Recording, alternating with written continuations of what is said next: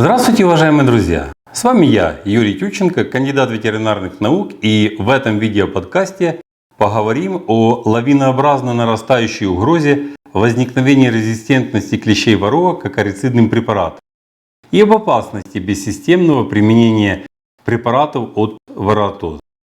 Проблема возникновения резистентности у клещей к акарицидным препаратам становится все более актуальной. Я бы даже сказал по-другому, что эта проблема начинает выходить из-под контроля и начинает разрастаться до угрожающих размеров.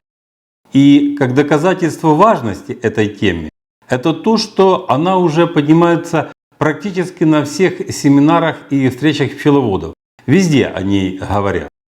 Резистентность, как биологическое явление, присущее всему живому. Любой живой организм так устроен, что он приспосабливается к неблагоприятным условиям среды. Кстати, как и человек. Но клещ в этом плане имеет ряд преимуществ.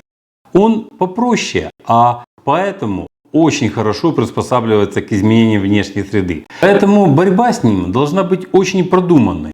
Должна быть стратегия борьбы с резистентностью, если мы хотим, чтобы эффективность препаратов от воротоза пчел всегда была высокой.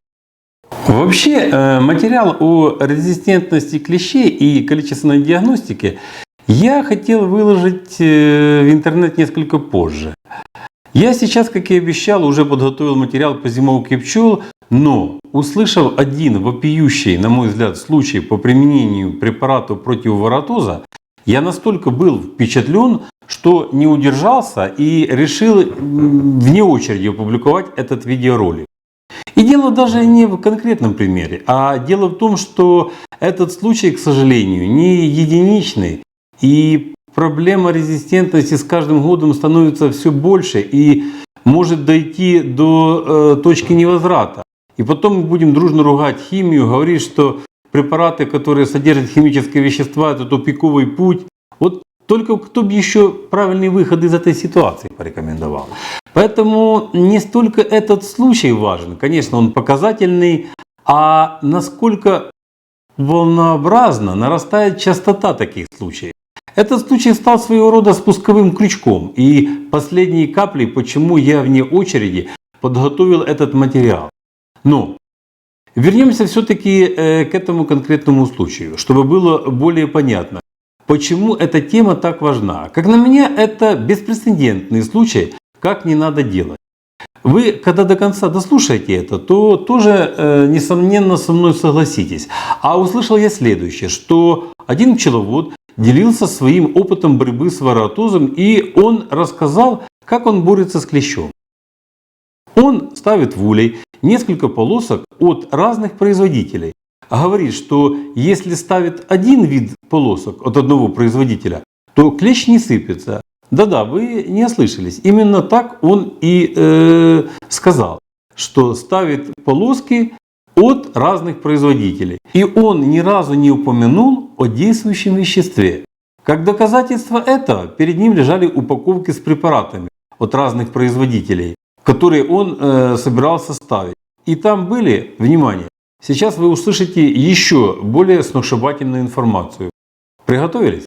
Там лежали препараты с одинаковыми действующими веществами, но просто от разных производителей. Не знаю, какой он логикой при этом руководствовался и знает ли он вообще, что в каждом препарате есть свое действующее вещество, я не знаю.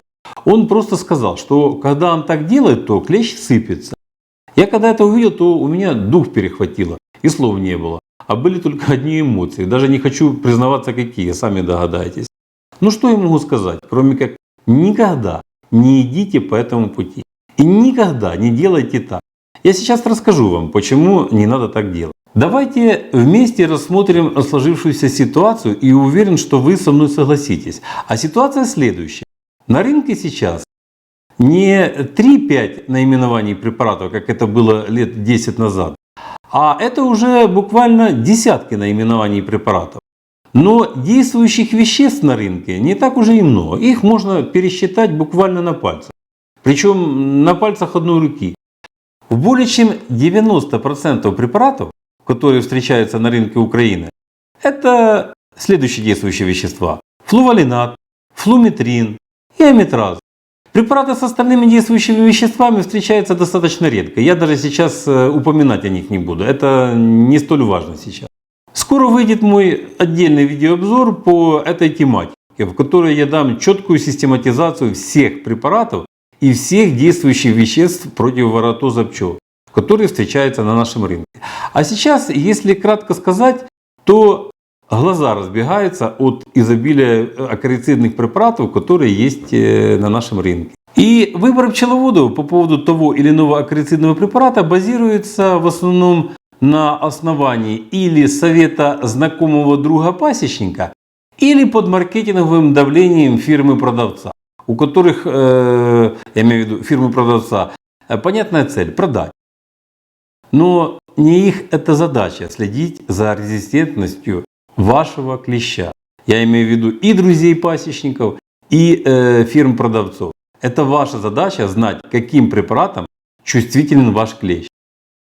Более того, учтите, что весь этот выбор пчеловода проходит на фоне его суеты при выполнении повседневных технологических задач пасеки. Жаркий сезон. То есть у пчеловода времени думать не спеша нет. И понятно, что человеку свойственно принимать решения на основании доверия к кому-то или чему-то. Это кратчайший путь человеческой логики. Ну вот по этому пути все и идут. И первый, и второй случай есть не то, что неправильными, а неправильный сам подход. Логично было бы при выборе препарата спрашивать у самих клещей, которые обитают на вашей пасеке, а чего они боятся больше всего, каких действующих веществ. Но клещи, к нашему большому сожалению, не разговаривают. А если бы и могли они говорить, то все равно бы еще к большему нашему сожалению никому и ничего бы не сказали. Ну, кто же себе враг? Поэтому главным критерием истины при выборе акарицидного препарата есть наше знание устойчивости клещей к препарату. Теперь давайте немножко подытожим. Получается, что причин развития резистентности у клеща не так уже и много. Она вырабатывается в двух случаях. Первый случай – это некачественные препараты, и в этом случае вина полностью ложится на производителя препаратов. Второй случай – это необоснованно длительное применение препаратов с одним и тем же действующим веществом. Или вообще бессистемное использование препаратов. И если в первом случае бороться можно тем, что брать препараты только проверенных производителей, проверенные на практике и у проверенных поставщиков, чтобы избежать подделок, то во втором случае надо проводить мониторинг препаратов на предмет их устойчивости к клещу, причем постоянный мониторинг. Как это сделать? Для этого нужно знать реакцию клеща на применение тех или иных препаратов в динамике. То есть надо знать, какая была заклещенность до применения акарицидного препарата и какая стала после. Эта информация должна быть описана в конкретных цифрах. Ответ на вопрос может дать только количественная диагностика. Качественная диагностика по принципу «есть клещ, нет клеща» или «много, мало» в этом случае не поможет. Поэтому количественная диагностика – это неотъемлемый элемент в борьбе с развитием резистентности у клеща. Многие пчеловоды понимают важность количественной диагностики заклещенности, но не делают это, потому что это трудоемко и отнимает много времени, которого и так не хватает, особенно летом, в активный сезон. В следующем видеоролике я представлю вашему вниманию существующие методы количественной диагностики заклещенности. Более того, расскажу еще об одном методе диагностики, который появился совсем недавно. Ну, по крайней мере, я совсем недавно о нем узнал. И который будет как вишенка на торте.